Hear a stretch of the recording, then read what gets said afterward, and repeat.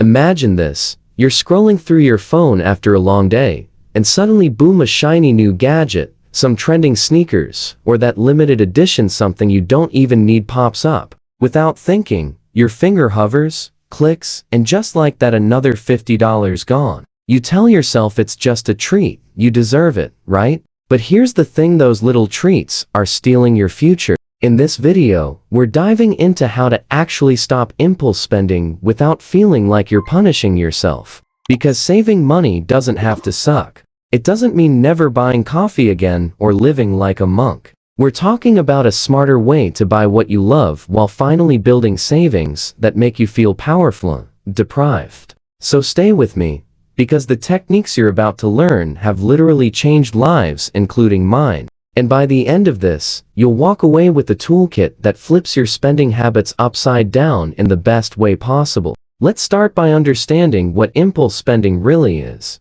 It's not about being irresponsible, it's about being human. Our brains are wired for immediate gratification, thanks to dopamine. Every time we buy something new, especially without planning, our brain gets a small reward, and we crave that feeling again. Advertisers know this. They design everything from colors to timing to trigger that chemical high. The problem? That excitement is short-lived, but the financial consequences last much longer. So instead of chasing short bursts of pleasure, we need to build habits that reward us with long-term satisfaction. That means training our brain to associate money decisions with freedom, stability, and bigger goals, not momentary distractions. Once you understand this mechanism, impulse buying becomes something you can control, not something that controls you. Now, let's talk about the 24-hour rule. This is the first tool in your anti-impulse arsenal. The moment you feel the urge to buy something unplanned,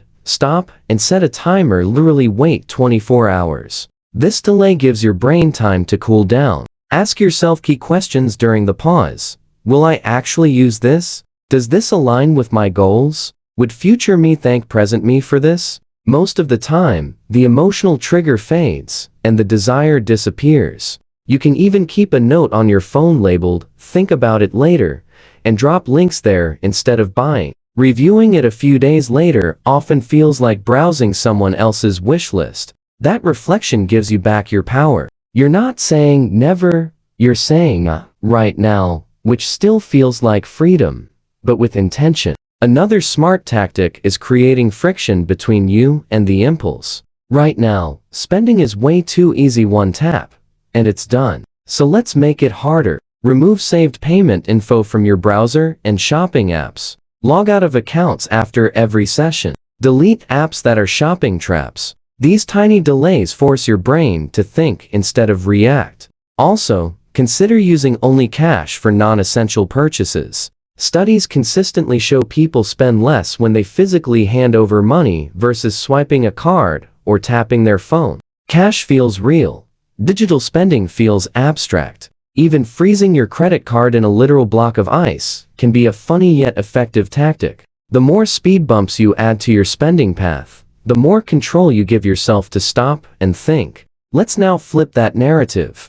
Instead of focusing only on cutting back, channel that energy into building a savings system that excites you. That's where the guilt-free spending fund comes in. This is a small portion of your budget set aside specifically for fun purchases. You can still enjoy the thrill of buying, but without derailing your financial progress. It's like giving yourself permission to indulge within limits. Pair this with automation like rounding up purchases and transferring the difference into savings. Or set up a rule.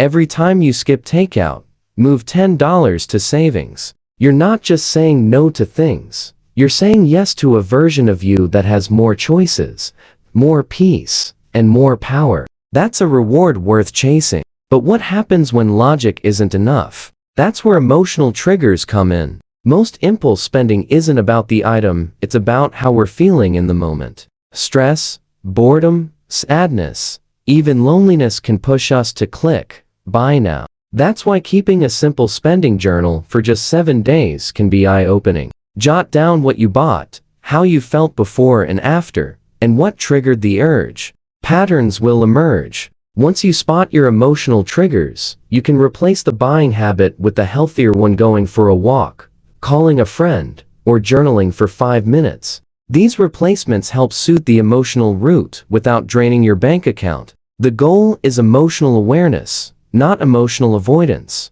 A powerful mindset shift comes when you visualize your future self. Every dollar you don't waste on something meaningless is one more step towards something incredible. That could be a dream vacation, early retirement, or simply waking up without anxiety over bills. Visualization makes the abstract feel real. Create a vision board on your wall or your phone's lock screen. Track your progress toward a specific savings goal every week. Write a note from your future self thanking you for being smart today. These may sound cheesy, but they work because they keep your why in front of your eyes. And when you know exactly what you're working toward, resisting temptation becomes less of a battle and more of a choice. Let's introduce a new chapter: mindful consumption. This means being deeply present and intentional with every purchase. Before buying anything, pause and ask, is this item solving a real problem, or is it masking discomfort? Will this still add value to my life in 30 days? Mindful spending is about being fully aware of the decision.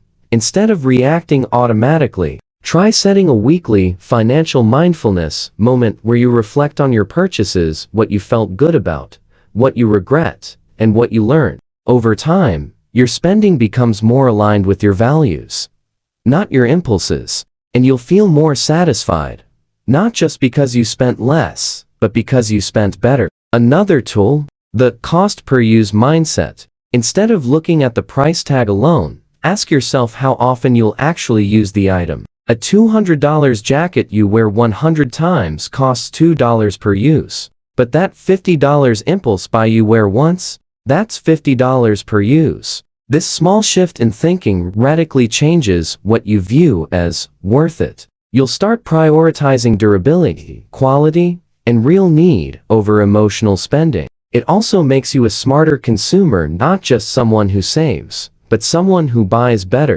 Use this technique when browsing or adding to cart. If the cost per use feels ridiculous, it probably is. And just like that, you've given yourself one more reason to pause. Let's not forget the influence of your environment. Your surroundings shape your behavior more than you think. If you constantly get emails from your favorite stores, unsubscribe.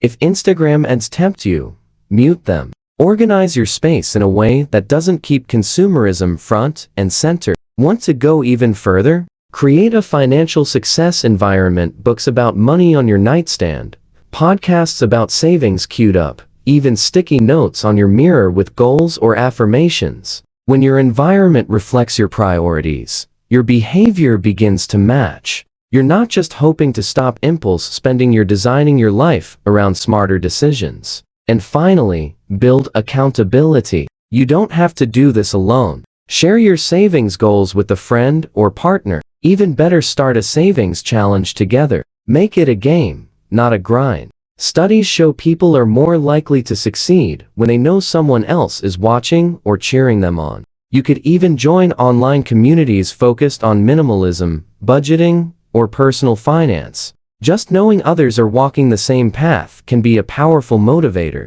We're not built to succeed in isolation. With community, the hard days feel lighter, the wins feel bigger, and your motivation becomes sustainable. You're not just building better habits, you're becoming someone who inspires others to do the same. Let's recap the playbook. Step 1. The 24-hour rule to pause your urges. Step 2. Add friction to interrupt the spending flow. Step 3. Build a guilt-free fund and automate small wins. Step 4. Identify emotional triggers and create healthier habits. Step 5. Visualize your future self as your daily motivator. Step 6. Practice mindful consumption and reflect weekly. Step 7. Calculate cost per use before you buy. Step 8. Adjust your environment to support smarter choices. Step 9.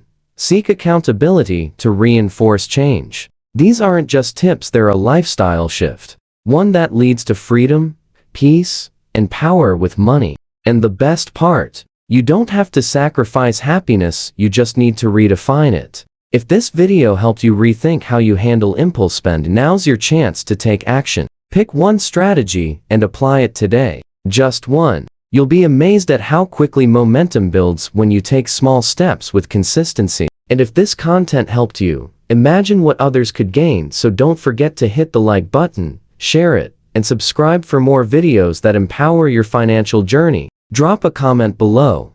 What's your biggest impulse trigger, and which tip are you going to try first? Let's start a conversation that helps all of us grow. Until next time, spend smart, save proud, and remember, your money should serve you, the other way around. Before you go, if this video gave you even one idea to save more or spend smarter, do me a quick favor, hit that like button. It tells the algorithm this content matters and helps more people just like you discover it. And if you want to take control of your money, one smart habit at a time, make sure to subscribe and turn on notifications so you never miss a new upload. I drop practical tips every week that can shift your financial future. And hey, I want to hear from you. What's the one tip from today's video you're going to try first? Drop it in the comments below. I read every single one, and your insight could inspire someone else to make a change. Let's grow together, one intentional decision at a time.